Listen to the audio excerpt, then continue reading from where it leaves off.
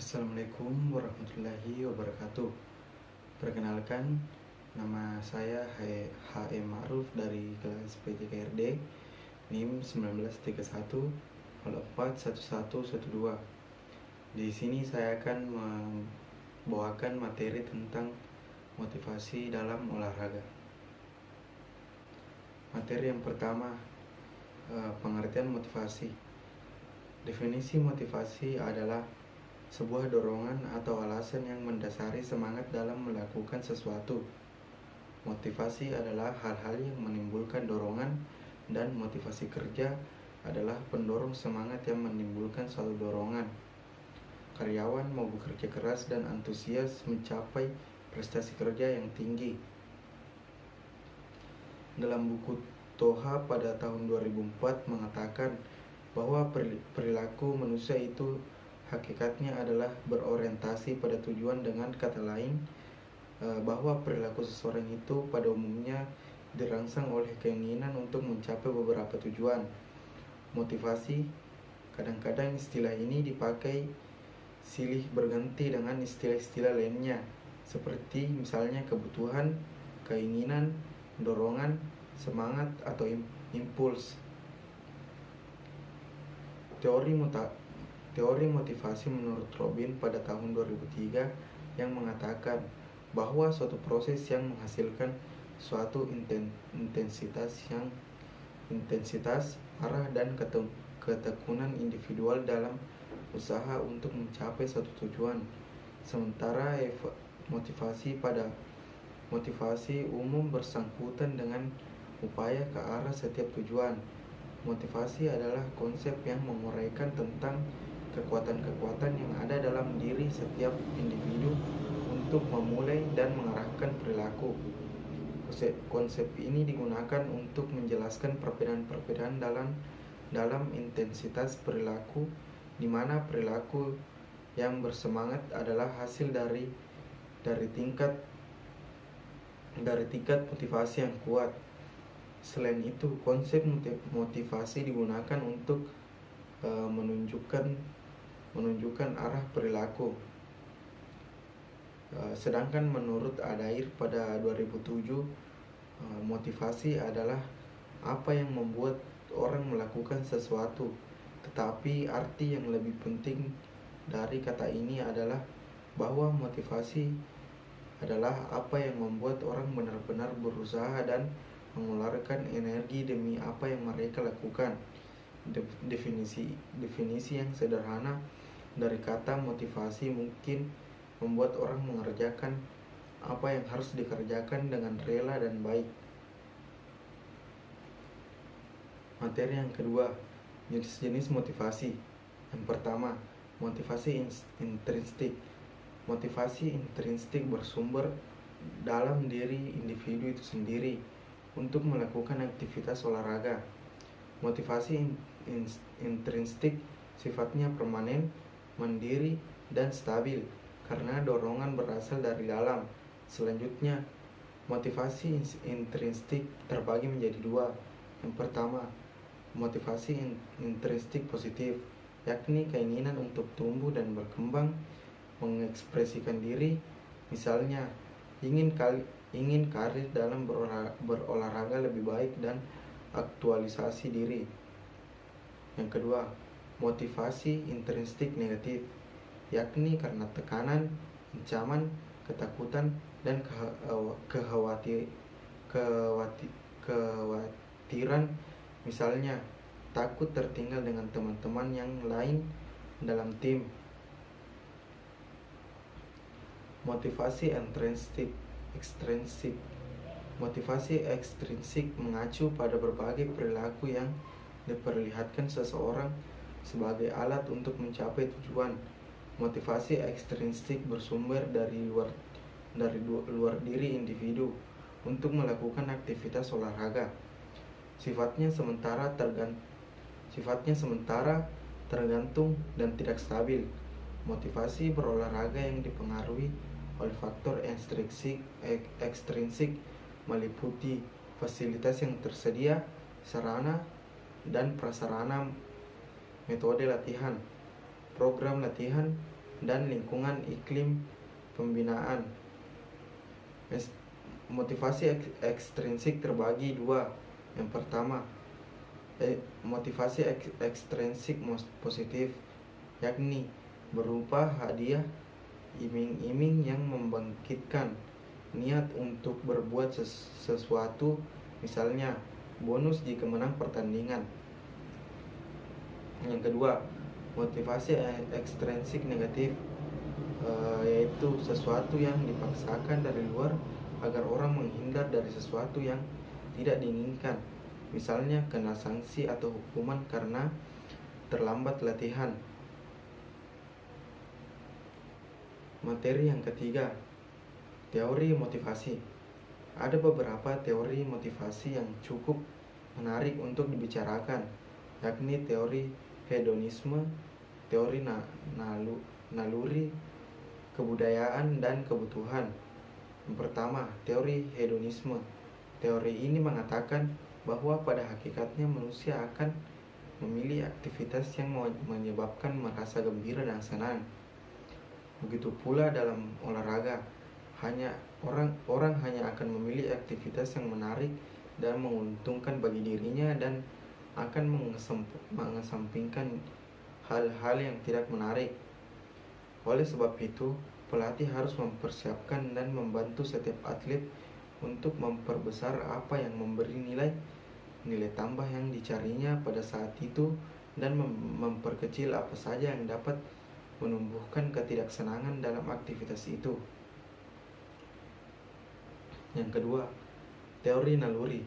Teori ini menghubungkan kelakuan manusia dengan macam-macam naluri, seperti naluri mempertahankan diri, mengembangkan diri, dan mengembangkan jenis, kebiasaan, tindakan, dan tingkah lakunya digerakkan oleh naluri tersebut. Untuk itu, guru, pelatih, dan pembina dalam proses belajar atau latihan perlu memperhatikan naluri-naluri individu dan mendeteksi naluri yang dominan pada setiap individu. Yang ketiga, teori kebudayaan. Teori ini menghubungkan tingkah laku manusia berdasarkan pola kebudayaan tempat ia berada. Bertolak dari teori ini, maka para pelatih dan pembina perlu mengetahui latar belakang kehidupan dan kebudayaan setiap atlet, agar kegiatan olahraga yang dilaksanakannya tidak dirasakan baru atau asing, melainkan sebagai bagian hidup dan pola kebudayaannya. Yang keempat, teori kebutuhan. Teori ini beranggapan bahwa tingkah laku manusia pada hakikatnya bertujuan memenuhi kebutuhannya. Sehubungan dengan pandangan ini, maka pelatih atau pembina hendaknya dapat mendeteksi kebutuhan yang dominan pada setiap individu. Materi yang keempat, teknik meningkatkan motivasi. Yang pertama, motivasi verbal. Motivasi verbal adalah motivasi dengan kata-kata atau ucapan, bicara, berdiskusi. Hal-hal yang perlu diperhatikan dalam melakukan motivasi verbal. Yang pertama, memberi pujian, memberi koreksi dan sugesti, menjelaskan peranan dalam tim agar olahragawan lebih bangga dan bertanggung jawab, dan memberi petunjuk. Yang kedua, motivasi behavioral. Segala perilaku pelatih akan diteladani oleh olahragawannya dan dinilai oleh masyarakat. Pelatih memegang peranan penting dalam memberikan contoh perilaku yang positif. Dengan contoh behavioral yang baik, diharapkan olahragawan dapat termotivasi untuk bersikap dan berperilaku positif dalam usahanya mencapai keberhasilan, baik dalam olahraga maupun aktivitas lainnya di masyarakat. Yang ketiga, motivasi visualisasi. Teknik motivasi ini bertujuan untuk mempercepat proses latihan dengan membangkitkan semangat olahragawan. Caranya dengan menyuruh olahragawan untuk melihat, memperhatikan, dan membayangkan dengan seksama suatu pola gerakan Kemudian mengingat gerakan tersebut. Contohnya, olahragawan yang membayangkan teknik syuting sepak bola yang baru saja dijelaskan oleh pelatihnya. Dia membayangkan gerakan tersebut dengan slow motion. Yang keempat, motivasi intensif dan ganjaran. Motivasi ini adalah teknik motivasi dengan cara memberikan bonus yang bertujuan untuk menambah semangat berlatih, menambah gairah atau ambisi untuk berprestasi, dan memperpendek proses latihan. Misalnya, pelatih berjanji kepada olahragawannya apabila menang dalam pertandingan akan diberikan bonus berupa uang.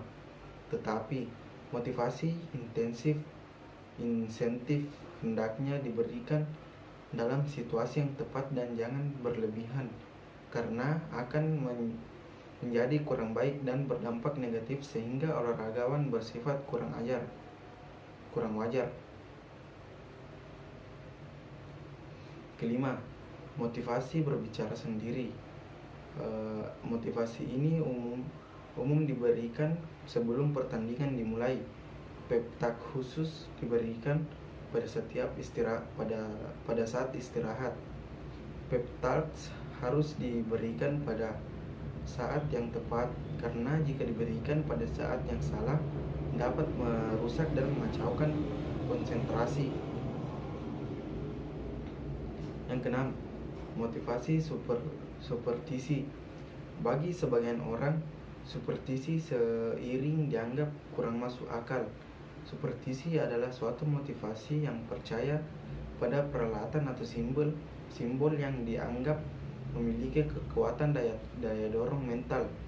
Terkadang superstisi dapat mengubah tingkah laku menjadi lebih bersemangat, ambisius, dan lebih besar kemauannya untuk sukses. Yang ketujuh, motivasi ritual.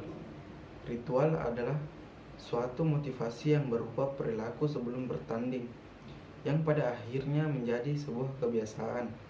Motivasi ritual ini merupakan habit yang dilakukan oleh olahragawan untuk mengurangi kecemasannya.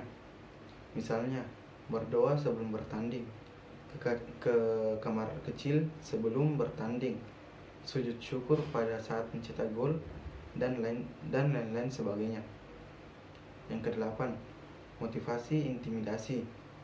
Teknik motivasi ini berupa ditekan atau ditakut-takuti. Adapun cara untuk membangkitkan motivasi ini yaitu selalu menekankan kepada olahragawan untuk mematuhi peraturan yang berlaku, baik peraturan permainan atau pertandingan atau disiplin tim. Dibuat takut jika tidak menyelesaikan dan melaksanakan latihan dengan baik. Dibuat takut akan kritik dan kecaman jika tidak melaksanakan latihan dengan baik. Jika dibuat takut jika disisihkan dari tim, dan dibuat takut jika tidak memenuhi harapan yang ditetapkan oleh pelatih, KONI, dan pemerintah. Materi yang kelima, faktor yang mempengaruhi motivasi. Menurut Herzberg, mengembangkan teori hierarki kebutuhan Maslow menjadi 2 faktor tentang evaluasi. 2 faktor itu, yang pertama, faktor pemuas. Faktor ini disebut dengan Stacey-Fear atau intrinsic motivation, yang berarti bersumber dari dalam diri seseorang. Faktor ini juga sebagai pendorong seseorang untuk berprestasi, yang bersumber dari dalam diri seseorang. Yang pertama, prestasi yang diraih merupakan daya penggerak yang memotivasi semangat kerja seseorang, karena ini akan mendorong seseorang untuk mengembangkan kreativitas dan mengarahkan semua kemampuannya serta energi yang dimilikinya demi mencapai prestasi tinggi, asalkan diberi kesempatan. Kedua, tanggung jawab. Tanggung jawab merupakan daya penggerak yang memotivasi sehingga bekerja hati-hati untuk bisa menghasilkan produk yang kualitasnya istimewa. Ketiga, kepuasan kerja itu sendiri merupakan teori yang disebut teori tingkat persamaan kepuasan, mengemukakan bahwa kepribadian salah satu faktor penentu stabilitas kepuasan kerja.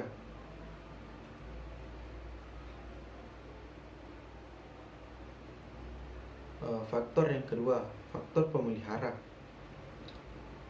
Faktor ini disebut dengan distasifier atau extrinsic motivation. Faktor ini juga disebut dengan Eigenfaktor merupakan faktor-faktor yang sifatnya eksentrik, yang berarti bersumber dari luar diri seseorang, misalnya dari organisasi, tetapi turut menentukan perilaku seseorang dalam kehidupan karyawannya. Faktor yang berkaitan dengan pemenuhan kebutuhan untuk memelihara keberadaan karyawan sebagai manusia, pemeliharaan ketentraman dan kesehatan. Dan juga faktor ini juga disebut distasifier atau sumber tidak kepuasan, yang dikualifikasikan dalam faktor ekstrinsik. Pertama, keamanan dan keselamatan kerja. Keamanan dan keselamatan kerja adalah suatu perlindungan yang diberikan organisasi terhadap jaminan keamanan akan keselamatan dirinya dalam bekerja. Kedua, kondisi kerja. Kondisi kerja adalah suatu keadaan di mana karyawan mengharapkan kondisi kerja yang kondusif. Yang ketiga, hubungan interpersonal di antara teman sejawat dengan atasan dan dengan bawahan. Bagian ini merupakan kebutuhan untuk dihargai dan menghargai dalam organisasi, sehingga tercipta kondisi kerja yang harmonis. Menurut CATAP pada tahun 2007, faktor motivasi terdiri: yang pertama, hasil kerja, keberhasilan atau prestasi. Kedua, pengakuan atau penghargaan. Ketiga, pekerjaan yang penuh tantangan. Keempat, tanggung jawab yang lebih besar. Kelima, kemajuan dan pertumbuhan.